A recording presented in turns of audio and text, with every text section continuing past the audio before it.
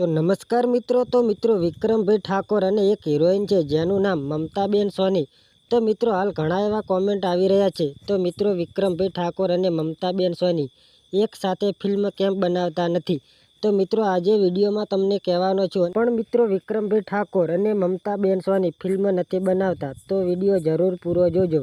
જાણવાનું હોય તો મિત્રો વિક્રમભાઈ ઠાકોર તમે બધા જ જાણતા જ હશો, કારણ કે ગુજરાતના નંબર 1 સિંગર છે અને વિક્રમભાઈ ઠાકોરને જાણવામાં આવે છે.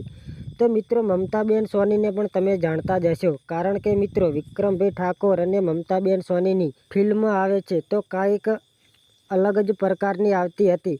પણ હાલ મિત્રો વિક્રમભાઈ ઠાકોર મમતા સોનીને નથી લેતા, કારણ કે મિત્રો હાલ જે વિક્રમભાઈ ઠાકોર ફિલ્મ બનાવે છે એ ફિલ્મ ગુજરાતની અંદર આવે છે, પણ એ ફિલ્મ કાંઈક સમજા લાયક હોય છે, લોકોને શીખડાવતા પણ હોય છે કે આવી રીતના ના કરવું. એ કારણ મિત્રો વિક્રમભાઈ ઠાકોર ફિલ્મમાં નથી લેતા, કેમ કે મમતા સોની હોય વિક્રમભાઈ ઠાકોર સાથે ફિલ્મ હોય અને બીજી કોઈ હિરોઈન હોય તો કોઈ સમજા લાયક ફિલ્મ હોય.